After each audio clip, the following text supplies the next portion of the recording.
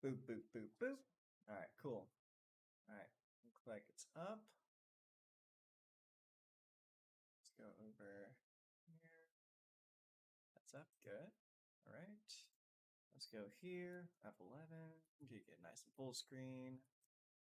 All right, cool. That's where we are. Scroll, scroll. Nice. All right, cool. Very good. Okay, so hello. We are going to be taking a look at the new 360 notes. So just give me a moment to kind of settle in here because there's going to be quite a few changes here. I'm pretty excited to find out what they are. All right, let's go ahead and start our recording. Okay, 1, 2. Hello. How y'all doing? So we are looking at the 360 notes for Legends of Runeterra today. It's got a lot of changes. A whole bunch of champions just got modified. I haven't taken a look at any of them yet, so you're looking at my live reaction right now. So pretty excited to see what this is going to have for us today. So shit, let's just get into it, huh? Okay, so 360. Let's go start scrolling through. First up, we have the second anniversary login event. Okay, new card backs, new skins, new emotes, the usual stuff you get with the with an event. So yay cosmetics. I really like that Vi. That Vi looks pretty nice. Let's see. Legends of Runeterra turning 2, and we're giving out gifts to celebrate from the release of patch 360 to May 11 at 11 a.m. Log in over 7 days to receive exclusive second anniversary rewards, including arcane skins for Vi and Jinx, See This Look Arcane Vi emote, and turning 2 icon and card back. So log in, get some free stuff. It's gonna be fun. Okay, let's actually get into the cards. All right, this is a new card actually. I heard that the Elite was going to get a little bit of support here, so let's read it up. New cards. In addition to the rest of the card updates below, we've got another set of new cards for this patch to fill in some gaps for a few archetypes, namely Elites, Reputation, and Udir. That's exciting for me because I really wanted to play with Udir, but he's been so bad ever since he got launched. I hope he gets an update as well. Work with us. We're still experimenting with this idea. All right, so let's see what this card is. Might of the Vanguard. It's 3 mana. Slow speed, epic rarity. Not like rarity even matters in this game. I mean, they give you everything for free anyways. To play, spend all of your mana. Summon a Dauntless Vanguard and grow its stats to that amount. If 9+ mana was spent, grant other allied elites +2/+2. Wow, that's just an endgame mana sink. I don't know if I would play that over something else, like more impactful, like say, Big Cythria. I think I'd play Big Cythria over that.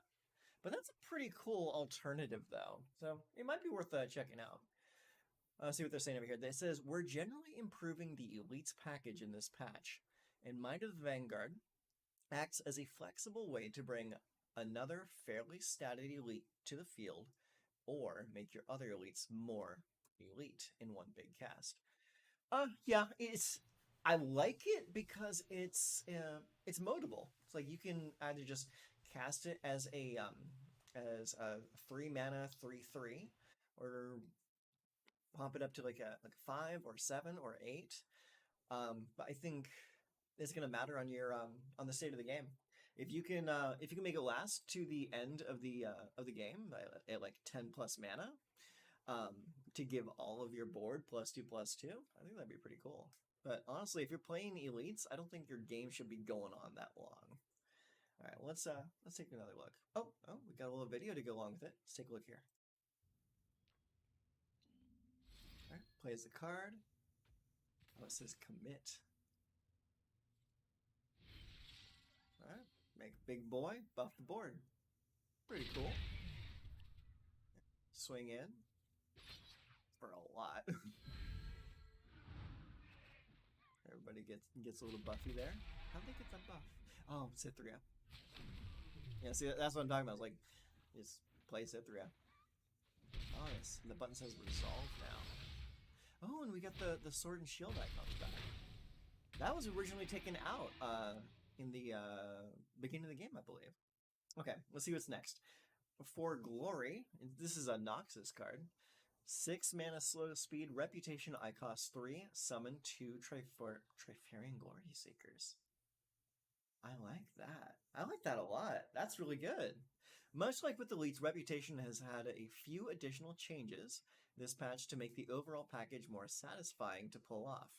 For Glory can help activate Reputation faster, or act as an efficient way to pull some threats from the enemy's backline. And this is pretty good too. Is like if you like don't do anything like your first couple turns, you just bank some spell mana. You can get this out at turn 3, so like bust down two of those guys on the third turn. So not too shabby. Oh, we get a video. Let's check it out.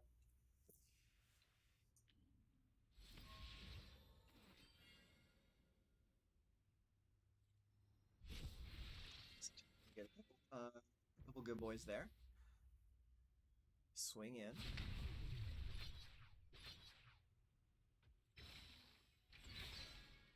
Boom.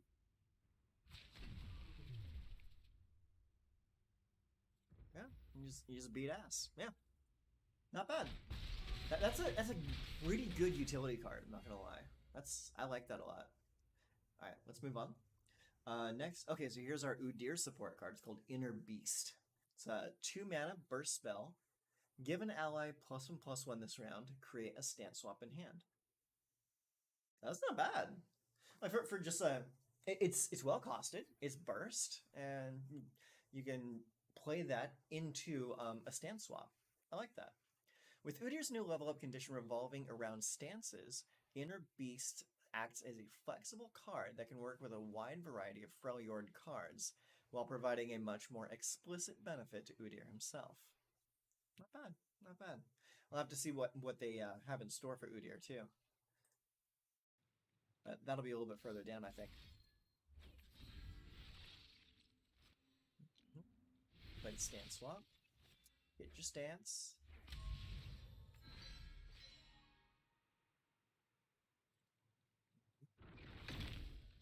I like the look of the new button over here too, with the little triangles on the up and down. It's pretty good. All right, so far so good. Okay, all right, we get into the card updates now. So here's where the real meat and potatoes of this is going to be.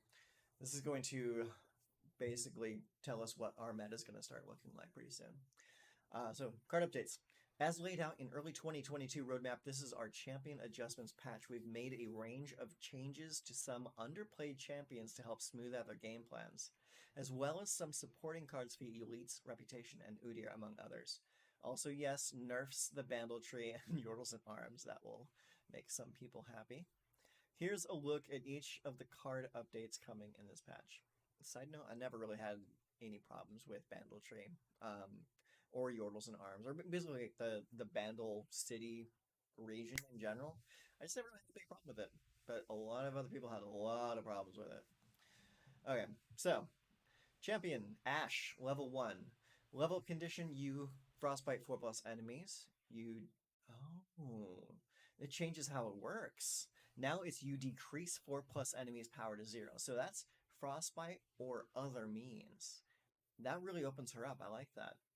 Now you reduce the power of 4+ enemies to 0. When I level up, create a crystal arrow on top of the deck. I like that. That really increases her versatility. Lore has evolved quite a bit since Ashe was designed. Well, yeah, she was one of the first champions. So we're opening up her level condition to let her chill with the regions outside of Freljord. Yeah. What other region? Shurima.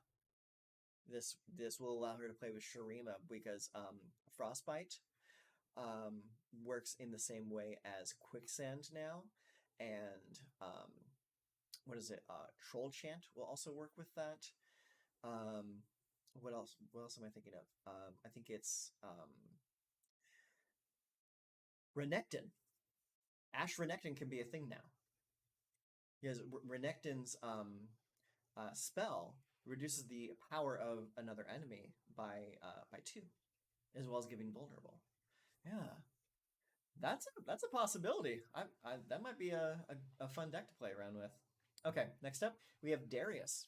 Darius's level up condition: I see the enemy nexus has 10 health or less. is now I see the enemy nexus has half of its starting health. Okay. All right, so it just makes it so it's not a hardline value anymore. This change should help Darius be more consistent in the path of champs. Okay, I see that. Yeah, because in normal standard, like that's not really a change because your Nexus health cannot go above 20. So yeah, that's a good change. Yeah, like even for if it's just like a PVE change, that's still a good change. Uh, Galio level 2, base stats from 0.9 to a 0.10. All right, cool. That just makes Galio better. Galio is only gaining a single point of health on level up, so this change makes his stat gain more consistent with our rules and makes him just a bit more formidable. That's right.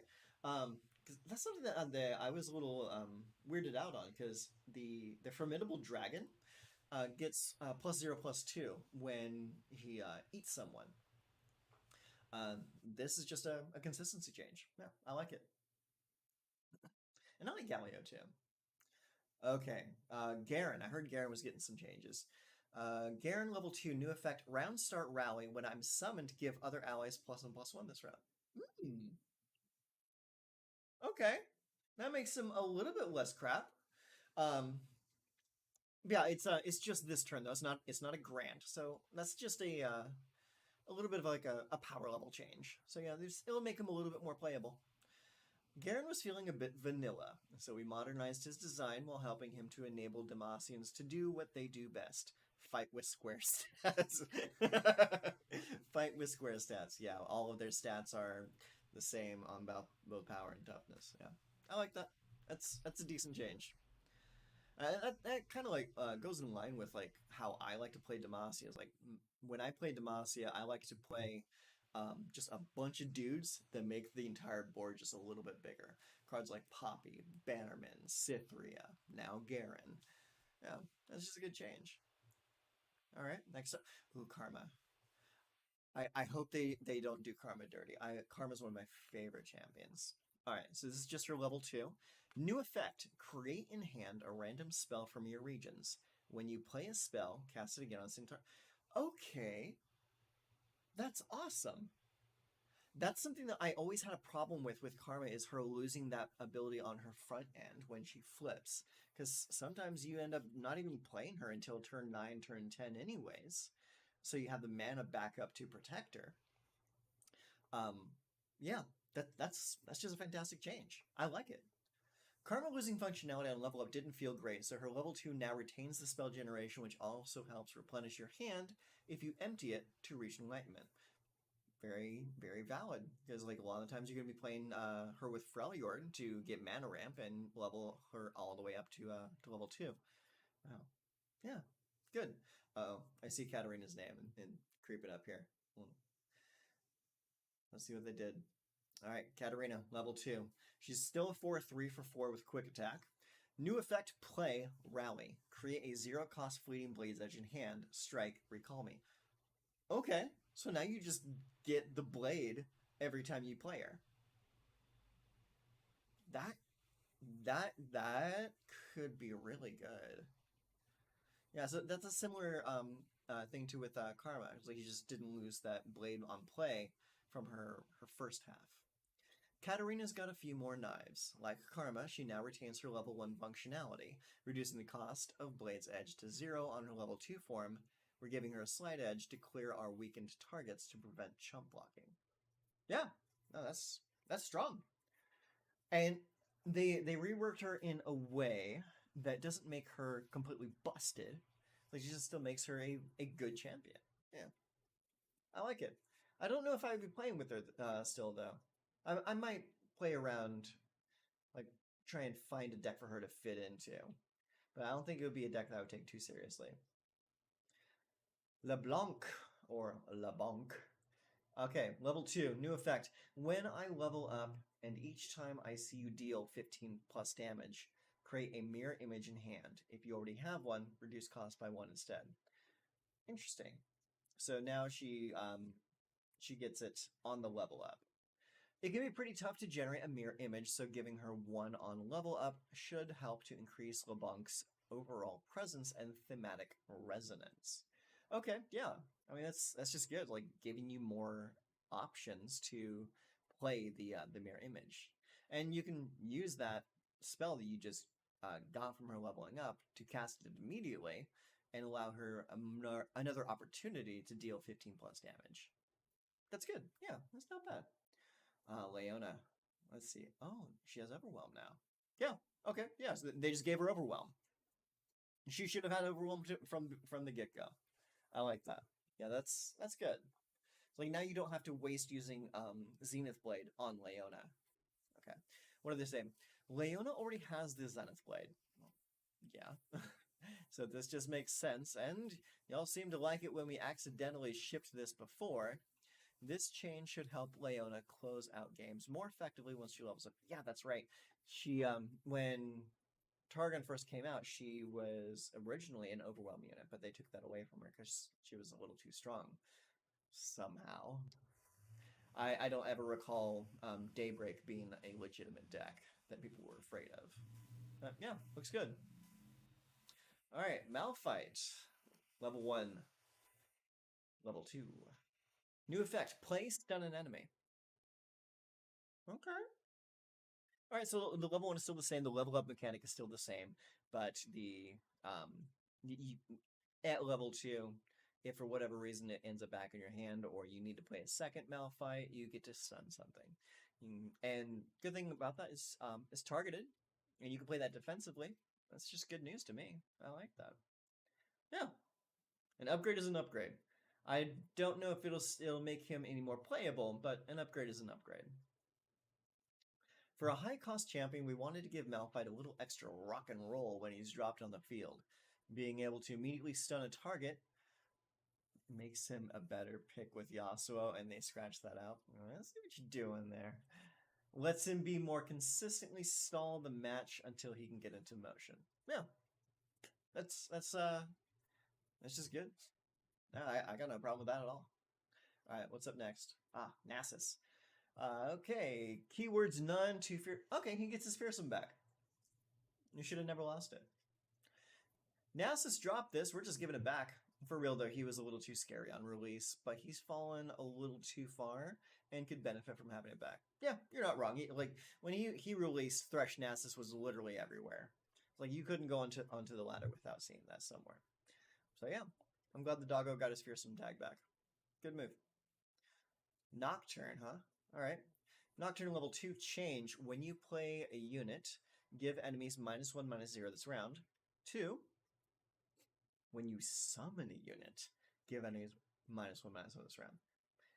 That one word change is very important, especially in a region like Shadow Isles, where you're summoning units very often without actually playing them from your hand. Changing play to summon gives Nocturne more options to fill the board and terrify the opposition in doing so. Yeah, I like that. I like that a lot. Yeah, let's see if we start seeing Nocturne on the ladder. See if Nightfall comes back. Well, that possibly paired with the Reason to Felia's change could make that a deck again. And the Diana change, yeah. Yeah, Nightfall's been getting a lot of buffs lately. Good. Scion. Okay, he gets a little bit of his stats back. So he's not quite the 10 attack monster he was, but 9 attack is still pretty good. Yeah. And I personally like this change because I play Scion. I like playing Scion Rumble. One of my favorite decks. So yeah, extra stats. Another extra stat on the Scion return portion as well. We're giving Scion a little extra power to help close out games more effectively. Good. Kind of needed. There was really no reason to nerf him before. Yeah. Okay, now we're getting into something interesting. So we have Udir. I hope they actually do enough to him to make him playable. Looks like he's got 1 extra power there. Hey, I'm gonna back up. Good. Okay. Udir, level 1. When I'm summoned or strike, create a stance swap in hand, or if you have one, reduces cost to 0. You've played 3 stance swaps this game. Okay. Wow. Yeah, that's a great change. Yeah, because it used to be you had to damage the enemy nexus a bunch of times. Yeah. So level up condition, you've damaged the enemy nexus 7+ times this game. change that to you've played stance swap 3+ times this game, and he's a 5/4.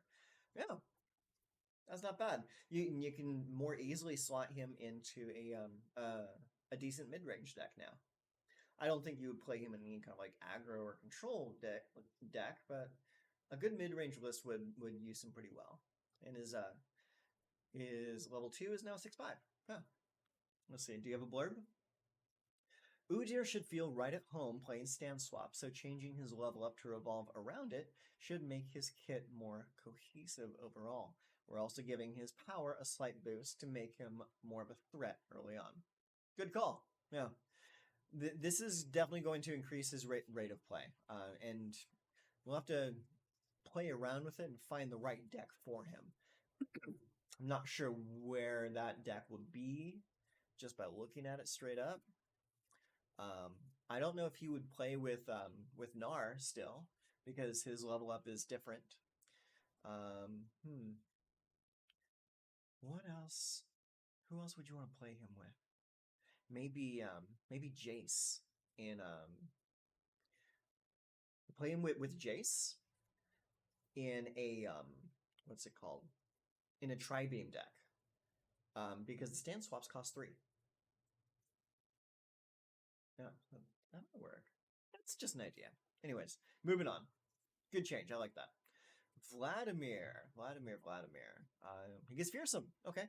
From keywords, none to fearsome, and regeneration level 2 still. And yeah, so he just gets a little spooky, which is thematically correct. I mean, he's a spooky vampire boy. Vlad has a bloody hard time dealing with chump blockers, so this change should let him be a bigger threat and close out games faster. Okay, cool. Looks good. Okay, followers, spells, and landmarks. Ambush is now 3 cost, up from 2 cost. Ambush has become a go-to tool for some decks to end games abruptly without much opportunity for interaction from the opponent. We are increasing the cost to be in line with similar effects. Yeah, that sounds a good change. Two cost was a little low for this effect. Just the ability to give like any unit, regardless of size, elusive. Yeah, good move. I like it. Ballistic Bot. Base stats 0/3 now. It's a decent change. You needed a nerf, but honestly, how often are you attacking with Ballistic Bot? I mean, you should just want to preserve him for as long as possible and just fling bullets every turn. We'll see. Hopefully, it works well. Be interesting to see how that deck changes, because he's been showing up in the Victor Aphelios / Victor Riven / Victor Vi decks. This bot has been an overperformer for a while, and with Victor's recent buffs, it's time to tune the engine down a notch. Yeah, I agree with that. I mean, it's only a 1 power change. And like, it gets that 1 power back up when you play your first bullet. Okay, Blood for Blood. Oh. Blood for Blood is now a burst spell. That's great. That's a good change. I'll actually play that card now. The problem with that card has always been removal. Like, especially if you're playing like a card that is, you're playing a deck that kind of relies on that card resolving. So being able to interact with that can really screw up your game plan. Like, say, like you're talking about like Marauders, or you're talking about pretty much anything else that you want to play multiple copies of. Shoot, I'll probably even play this with like something like Mist Wraiths, or what is it? Viego. Because Viego and all of his cast of dudes that make mists. That would be good for there too. That opens up an interesting window. Yeah, I like that. Good change. In addition to Vlad's changes, making Blood for Blood burst speed allows for some cool outplays in self-damage decks. Yeah, I agree. Good move. All right, what else we got? We have Buried Sun Disk. Change. When an Ascended ally levels up, advance me 10 rounds. 2. When an Ascended ally levels up, advance me 9 rounds. Oh, wow. That's 2 additional ticks you need to get on the Buried Sun Disc. Yeah, that's definitely going to change things. Because right now, the Sun Disc deck is like the best deck in the format, which is absurd to even think about. Really absurd.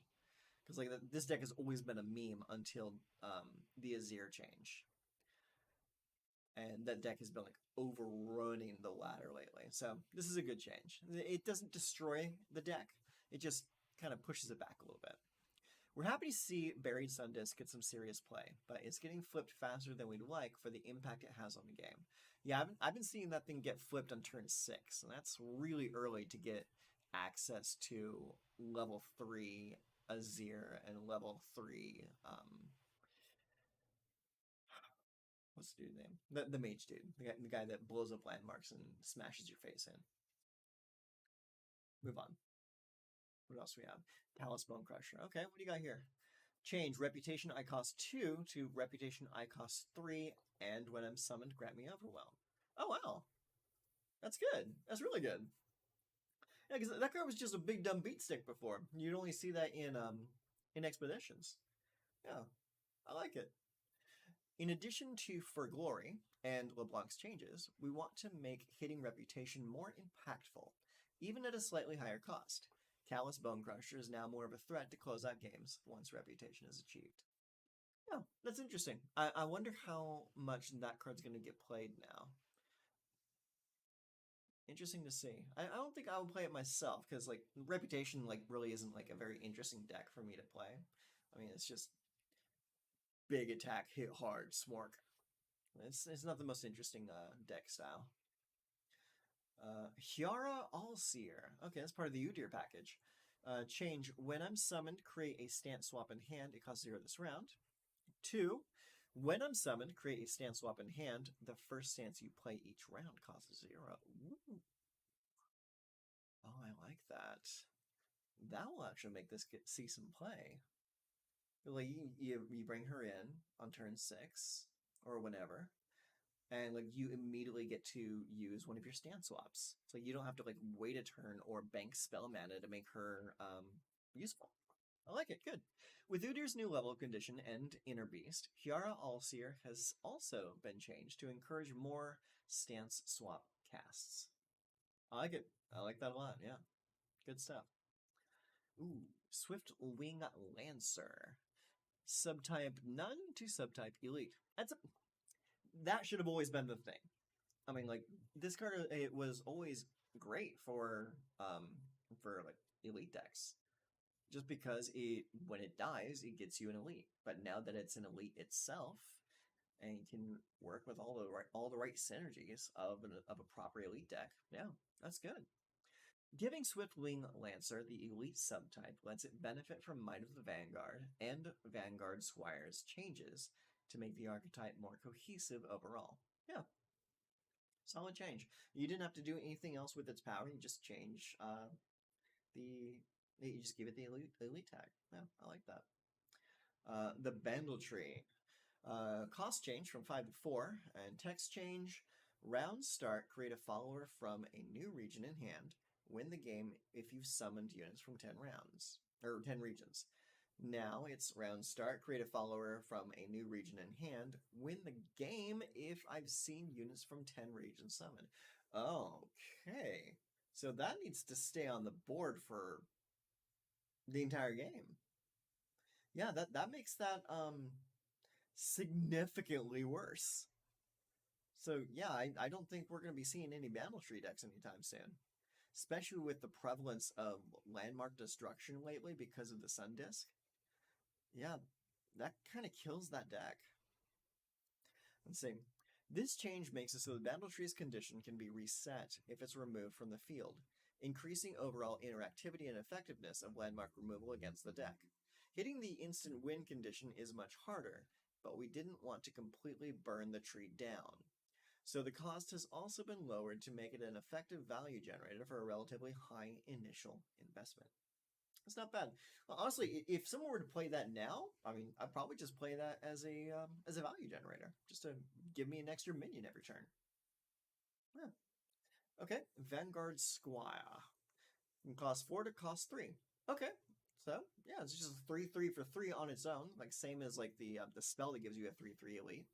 When you summon an elite, reduce my cost by 1. Yeah, that's just good. Yeah.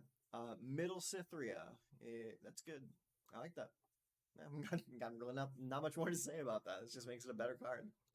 Like with Might of the Vanguard and Swift Wing Lancer, this change helps smooth out the curve and overall game plan for elites. Yeah, I like it. I think I might slap together an elite deck later and just see how it plays. Yordles and Arms.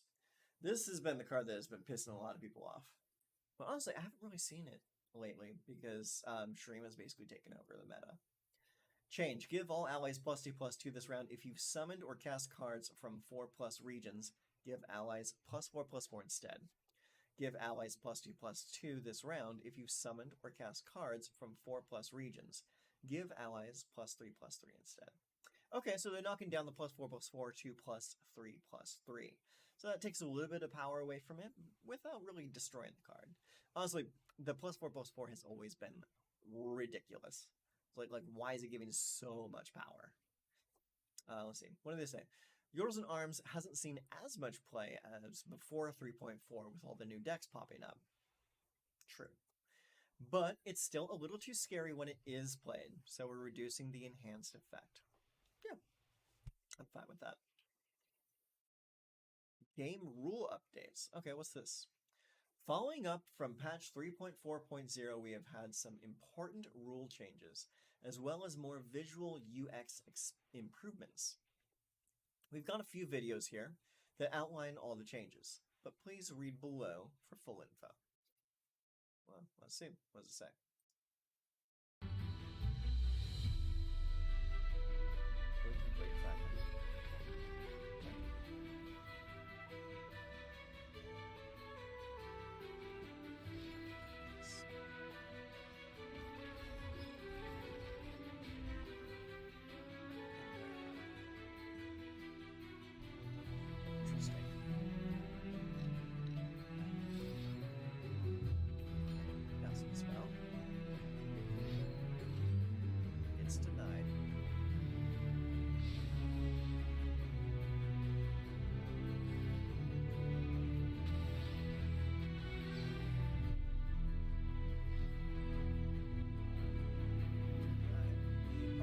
Says resolve now. Okay. Interesting. Let's see here. Context from game designer Ruben Zoo. Burst/pass. Previously, you could only end the round after your opponent has fully passed without taking an action. Beginning this patch, if your opponent passes after playing only a burst or focus spell, you may now end the round. Oh, okay, that's very interesting. That is a straight up rules change. We're making this change to 1, create consistency between how gameplay flows both inside and outside of combat, 2, create higher stake decisions, especially in the late game, and reduce empty and unnecessary pass and passbacks. Okay. I'm not sure I like that change too much because you can kind of neuter someone's burst spells by just saying, nah, that's not going to happen. Let's just end the turn now. We'll see. We'll play this for a few days and see if that really changes much. Okay, next up. Cast is merging with play. This is a bit complex, so let's define play in lore first. When a card leaves your hand into play or onto the stack, that's playing a card. Changed. Cast cards have been adjusted to activate when you play a card. Changed. Targeting now activates when you play a card. Interesting. Let's reread that a little bit. Okay. When a card leaves your hand into play or onto the stack, that's playing a card. Yeah, that makes sense. Changed.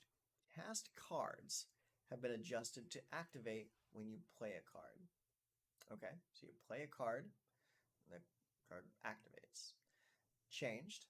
Targeting now activates when you play a card. So Okay, I think I see what they're saying here. I think they're saying it was like any kind of like synergistic effects that would be triggered when you cast the card before it gets notified or denied still go off. But then you lose the effect of the card itself, which is I think what they're trying to convey right here with this thing. Here, let's watch it again.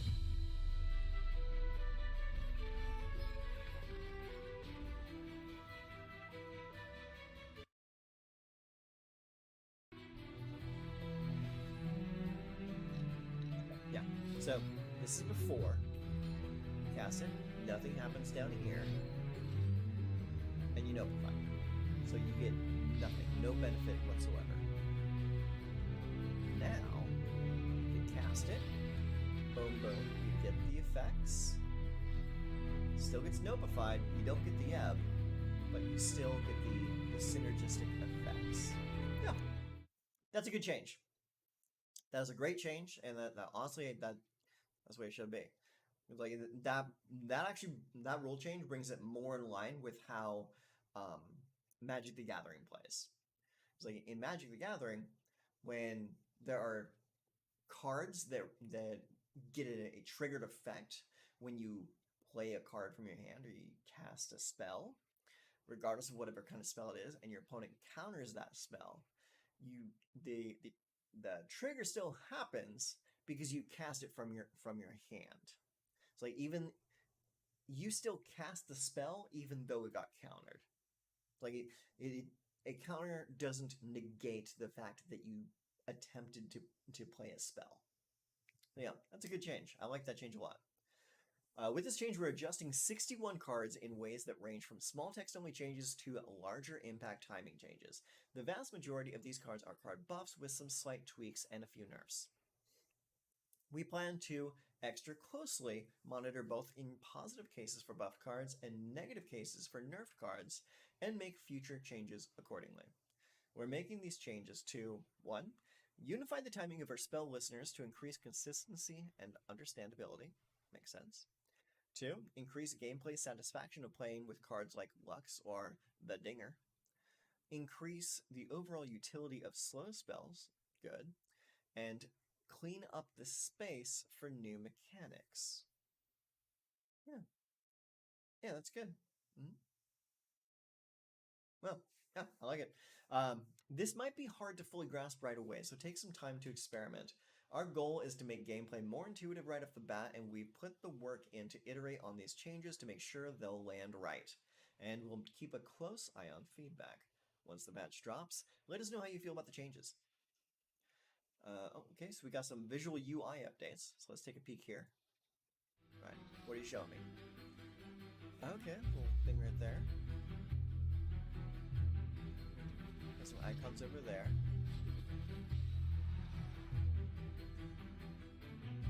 Okay, yeah, just a little bit more graphical flourish. Okay. And it shows defender icons. Tap in. Yeah. Yeah. And now that the shield is filled in over there, it means that the block has been committed.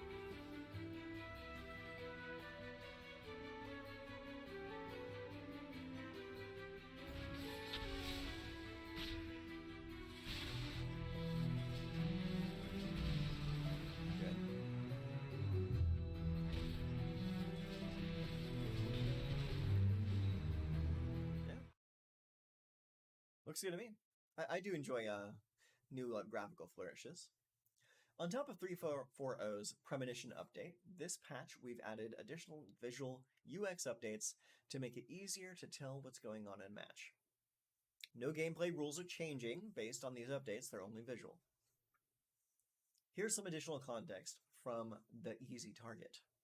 Stack clarity. The board visuals aim to clarify that there are unresolved actions in which players started the stack. Attacker and blocker indicators. Units that can attack or block get sword or shield icons, respectively, that clearly indicate their status.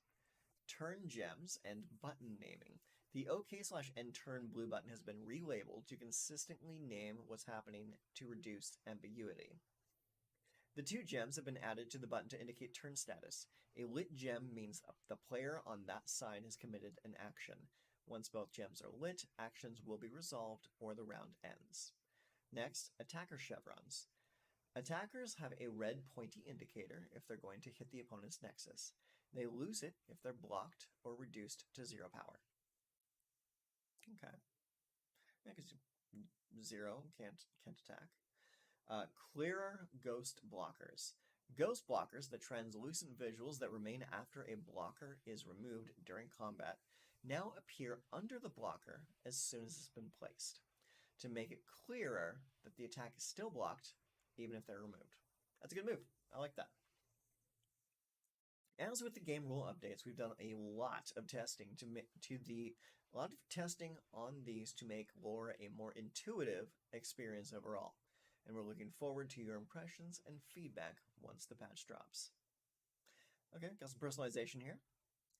So we got champion skins. The following personalization items are available with this patch. So you get arcane themed Vi. That's good. I think that's Caitlyn behind her there, sneaking around. Yeah, I like that. I really like the arcane style of Vi. I think it looks better. Yep. And now you have Jinx, alternate art. That's beautiful. That is good looking art. Yeah, I like that a lot. Okay. Additionally, based on feedback regarding skins and our continuing efforts to improve personalization offerings, we've added custom champion spell card art to all existing epic tier skins, as well as new visual effects for Pool Party Draven's Spinning Axe spell. Ruined Draven's Spinning Axe will be updated with new visual effects in patch 3.7.0 as well. This is something I've been asking for ever since they released skins. If you're going to make a skin with special art, special assets, and they generate tokens on their own, like, say, Katarina's knives, you need to change the art of those tokens to match the new skin that you're using, because it's kind of silly. It's like, and like I'm on the same page with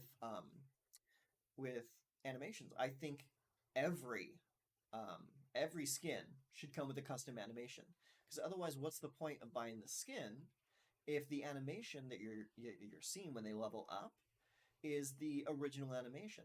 Like, take what was it? Take ruined Shyvana, for example. Like, she looks cool, spooky, grim dark, but then you level her up and she looks normal, and then it goes back to the dark skin. It's like it doesn't make any sense to do something like that.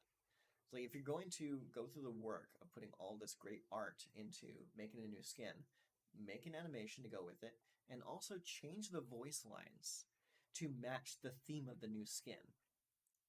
It's like, look at this, Yasuo, Space Yasuo, Battle Academia Lux. It's like these are people existing in a completely different universe now. It's like they should have different voice lines to accommodate that, to drive it home. I imagine in League of Legends they have different voice lines as well as different spell animations and whatnot. So why not do that here? So yeah, big step in the right direction. Just keep doing stuff like this. Oh yeah, Dark Star Zed. Yeah, that looks amazing. Fantastic. Gilded Vi. Yeah, the Golden Glove. I like it. Yeah. Pool Party Talia. Good. Santa Prom. That's fantastic. Yeah, this is good. This is exactly what I'm talking about. Just make it more, I don't want to say immersive, but make it make sense. Yeah. Sentinel Aurelia, Worldbreaker Trundle. Yeah, that looks good. Yeah, the new icons. Oh, I never noticed it was a freaking pool noodle. That's funny as hell. I like that. Oh, we got some emotes. There's a lot of attitude in that one. See this look, time to shut up. Okay, yeah, I like it. New card back. Oh, his chip on the card back. I like that a lot. Good icon. Turning 2 badge. Looks good. City of Progress. Oh, got some bug fixes too. Let's see. Bug fixes. Fixed an issue where tooltips would sometimes not show when hovering over some cards. Oracle's Eye will now interact correctly with the level 2 Rumble. Okay, good. Fix an issue where the visuals for a Restored Sun Disk would remain after leaving Oracle's Eye. I never really ran into that issue. Fix an issue where landmarks offered after playing Stone Weaving had incorrect costs. Fix an issue where Blighted Caretaker was not correctly using optional targeting. Okay. Spell Shield will now correctly block Despair's effect. That's good. Should be like that. And various text and grammar consistency fixes. Okay, sure. Yeah, looks good. So yeah. What I what my takeaway from here is that we didn't get a whole lot of reworks, just a lot of minor adjustments. Probably the biggest change here is the Udir package, definitely. Let's see. The ambush nerf is pretty good. Vladimir, I don't really care about that. I mean, I never played Vladimir to begin with, like even in Scargrounds decks. So like him having Fearsome doesn't really do much for me. This is a big change though. Like completely reworking how he levels up. That's a big move in the right direction. I'll definitely be playing around with Udir and trying getting a good deck with him going. I just need to find the right partner for Udir. Let's see. Scion buff stats. That's just good for me. Nocturne, Nasus, Malphite, Leona. Don't really play any of those guys too often. LeBlanc, I never played LeBlanc. Katarina might actually be decent now. Karma. Great change to Karma. Love that change. Let's see. Next, Garen. So it makes it. I agree. It does make him a little bit less vanilla. He's still going to be simple Garen, but it makes him a little bit better. I don't know if I would want to play him still though. What's her name? Sever. Sever's really strong. I'll probably do it with Renekton. I haven't played Renekton in so long. But yeah, yeah. So yeah, I would say like the ones I'm most impressed by, the ones I want to play more than anything else is I definitely want to play Ashe again. I want to play around with Karma, Udir, definitely. Yeah, those are probably like my top 3 favorite changes. I'll definitely be playing around with some form of elites. I don't know if it's going to be allegiance elites because I think that they can definitely benefit from other packages. Might pair that with Noxus for reputation effects because those beefy boys tend to hit hard. Or I can pair them with PNZ to get a little like actual interaction in there, like some solid removal. Um, where else would they go well? Uh, Pairs well with Freljord as well. There's a lot of good synergies with Freljord. Ways to protect your characters so they don't die so easily. Same with Targon as well. You might want to. You could probably pair them with. Question is, do you want to pair them with Daybreak? Probably not. I don't think that would do well. I'm just trying to think of like the new cards that got adjusted. Yeah. Yeah, good stuff. Notably left out though was Bilgewater. I don't think I saw any changes to Bilgewater this patch. So maybe we'll be seeing something next patch for them. Yeah, we didn't see actually. Yeah, I don't think we saw any PNZ either. Did we get any PNZ changes? No, we didn't. Oh, okay, yeah. Okay, we got nerfs to PNZ. That's it. Yeah, We got a couple P&Z nerfs. But yeah, looks like the big winners out of this were probably Freljord and Demacia. So we might just throw together an elite Freljord deck or Freljord Shurima. So yeah, I'm thinking that's where we're gonna go. Let's see here. Boom. Yeah. So yeah, I think that's definitely where we're gonna go with with this new changes. Now, question is, how's this going to affect the current meta? The Victor deck got hit a little bit. Shurima got hit a little bit. I don't think it got hit hard enough to make people stop playing Sun Disc. I think. Yordles and Arms got hit a little bit, but I don't think it was that big of a hit. Yeah. I think it's, if anything, it just increased the viability of other strategies. So yeah, I think we'll definitely see just some more variety on the ladder. Yeah. I'm excited to fool around with it. So yeah, that's what we're gonna end it for today. So thank you for coming by, hanging out. But yeah, that's gonna be the end of it for today. So this will live on YouTube for a little bit. We're gonna end the stream here in a couple minutes, and yeah, it's gonna be pretty much it. Yeah, because I don't think. Oh gosh, I had the wrong title in here the whole time. I need to change that. That's a rookie mistake. Rookie mistake. 0.6.0.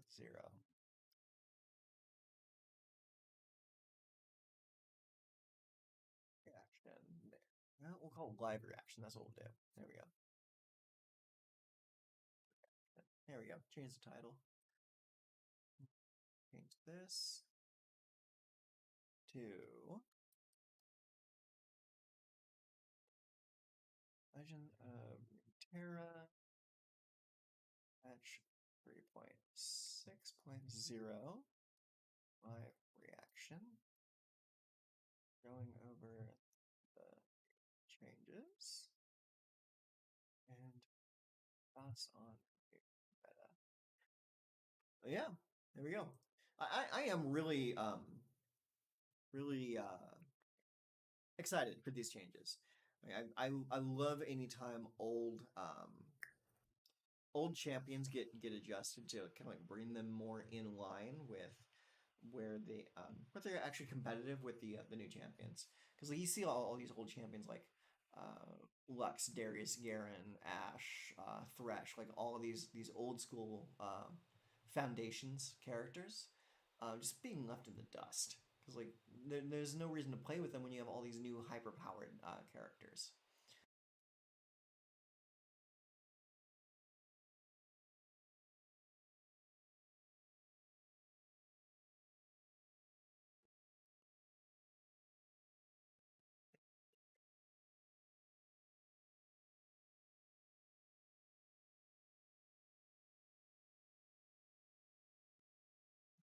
See, I think we need to change that.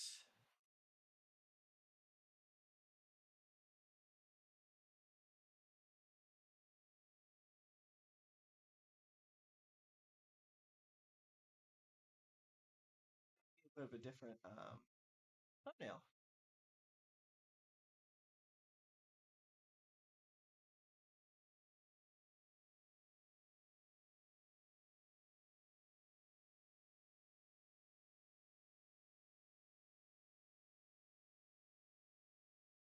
We'll leave that as is for now. Add this to previous streams. There we go. It's not made for kids. All right, let's remove those. Change that. This is going to be Floor.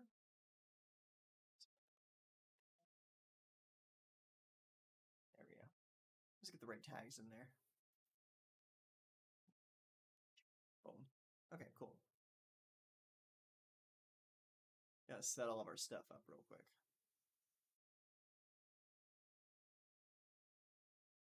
Little behind the scenes stuff.